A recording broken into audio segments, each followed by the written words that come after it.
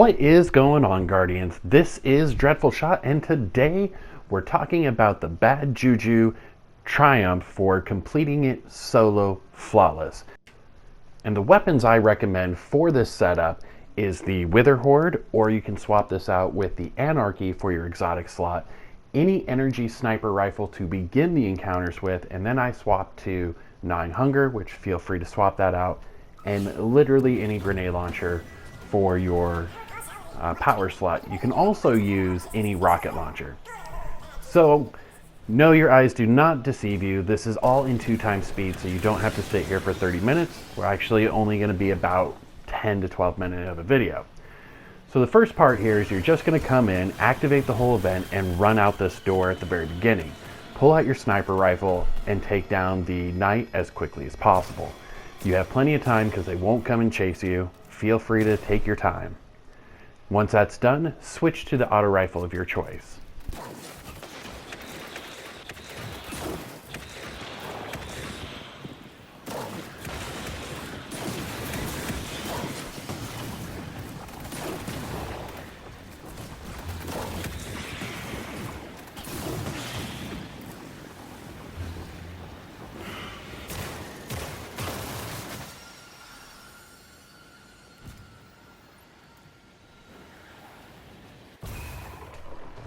Now that we've taken out the very first room, I always find it important to make celebrations of every success you have, especially when you're doing solo flawless. Each room is a big thing, and take a moment to revitalize your morale. Alright, so as you come into the second room, this little thing I just shot at is going to be your safe zone. Almost nothing will come there and nothing can hurt you there. So use it to your advantage. If things start to get hairy, drop back to that point. I'm currently using the Bubble Titan. I feel like it is the best for solo flawless for a Titan. There's definitely great options on all classes.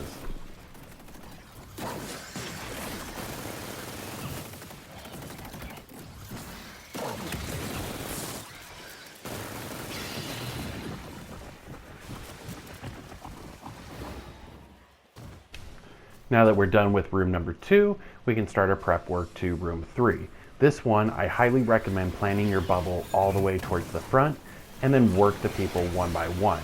It's important that you don't go quickly when you're doing solo flawless anything, whether that be a dungeon or one of these little story quests.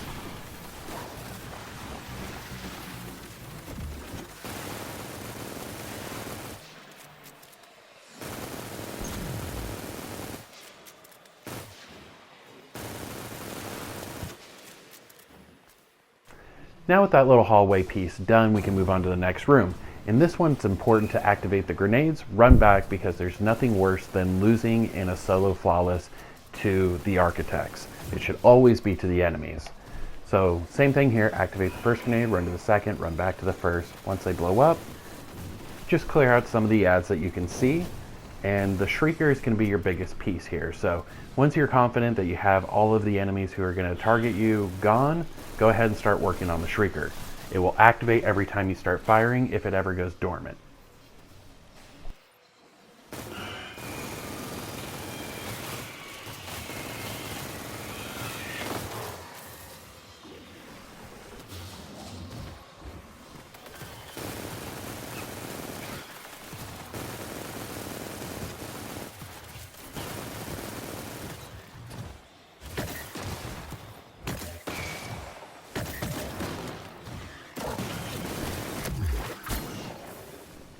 I'm sure that if you're watching this, these first parts actually aren't the parts you're struggling with, but don't worry, we're getting to the part where it starts getting a little hairy. It's not this next room, but we have another section to go. So in this one, it's the same as the second room. You're going to place out some either Wither Horde or Anarchy shots to get them to come back and kill themselves, and use that corner to your advantage. Things start getting hairy, drop back to there.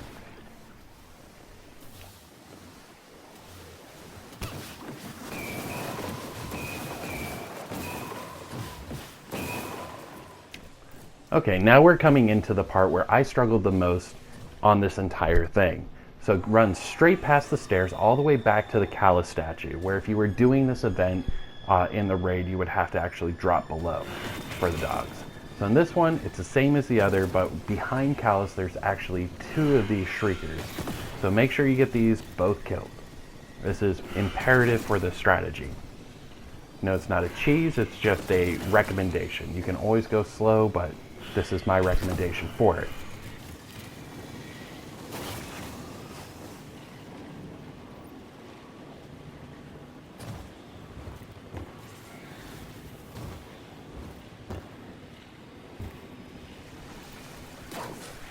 It does not apply a dot at all for it.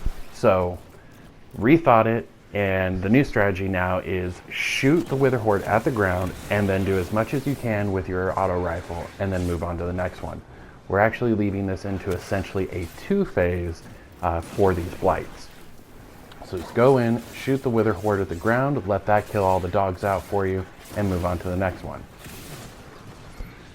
This will completely eliminate any of your threats while you're in there and not have to worry about coming back out to replenish your health completely. So you'll go through all 4 of the blights for this.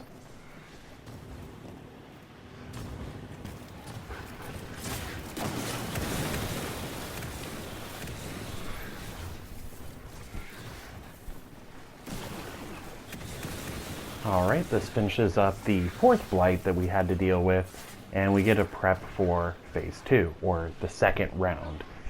So in the second round, what we're going to be doing is destroying the first 2 blights to start spawning the Minotaurs. The first one, I don't believe you see any spawn, but on the second one you'll notice that we actually get all the Minotaurs to start spawning up. So I use this as a time to go back up the stairs at the very beginning, and there's this little step down that basically the Minotaurs don't want to come across. That's kind of their out of bounds, so they'll come up to the top of the step but never over that step. So use that to your advantage. Just keep using your Wither Horde or your Anarchy to just do your damage over time and finish them off, or you can just simply primary them. Just Wither Horde was a lot faster for me. So now we can continue on to destroy the 3rd and 4th blight, and this will spawn up the Ogre boss and the Wizards, which you must defeat the 2 wizards and the Ogre boss in order to complete. But when the Ogre does spawn, a Shrieker as well spawns above the Callus statue. So don't forget about that one, don't get too far out there. If you can get a shot on the Ogre without stepping out, go for it. But I recommend just hitting it with 1 Wither Horde shot, and it's enough to kill any of those Shriekers.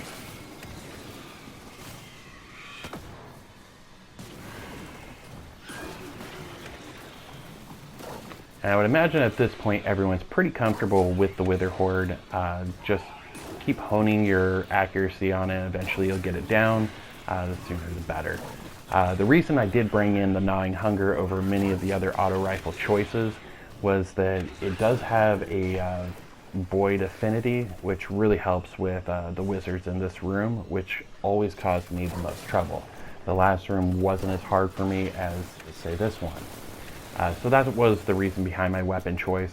Definitely feel free to use any that you like, but those void shields definitely were the most frustrating for me. But now we're complete, and you just jump through this little hole here, and you get to move on to the last and final encounter. But be sure you still continue to go slow, take it safe, no point in dying on this quick jump through.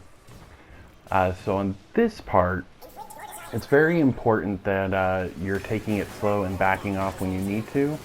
You really don't have to push in here at all. Most of them will come down into this little staircase I am off on the right. They often will funnel down to you, and you can use that as kind of a choke point.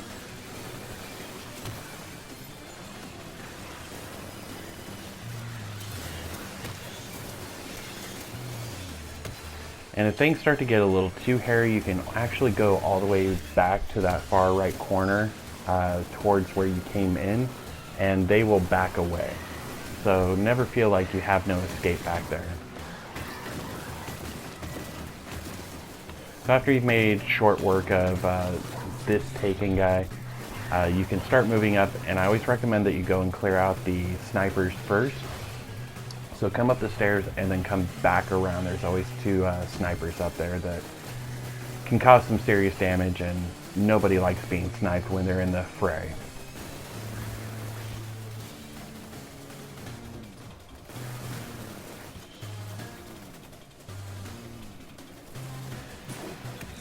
start picking these guys off one by one. You do have to kill all of them in order to trigger the second phase. So this is just clearing out the ads in the first phase. Second phase is very similar.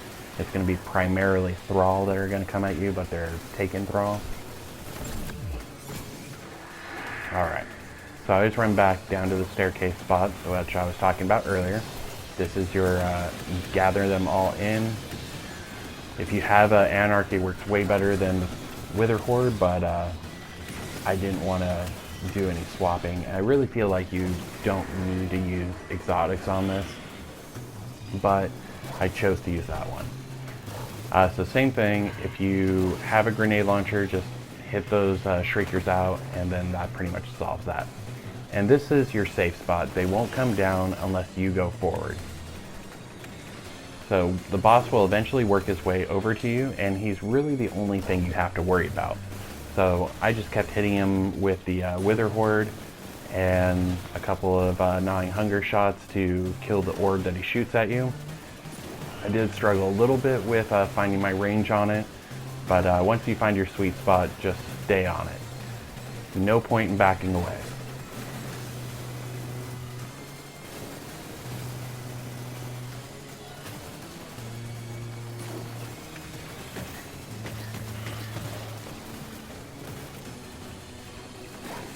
And honestly, I only used the Wendigo because I felt bad that I had it this whole time, and I really only used it once, and it wasn't even for boss damage.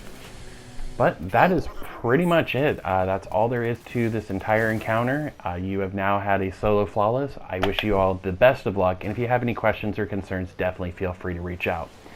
Well, thank you very much for tuning in. If you like what you saw, please leave me a like. If you haven't subscribed yet, go ahead and hit the subscribe button. And flick that bell so that you are alerted of every video we have coming up. And if you're already subscribed, I love you guys. And as always, thank you for tuning in. Have a great day.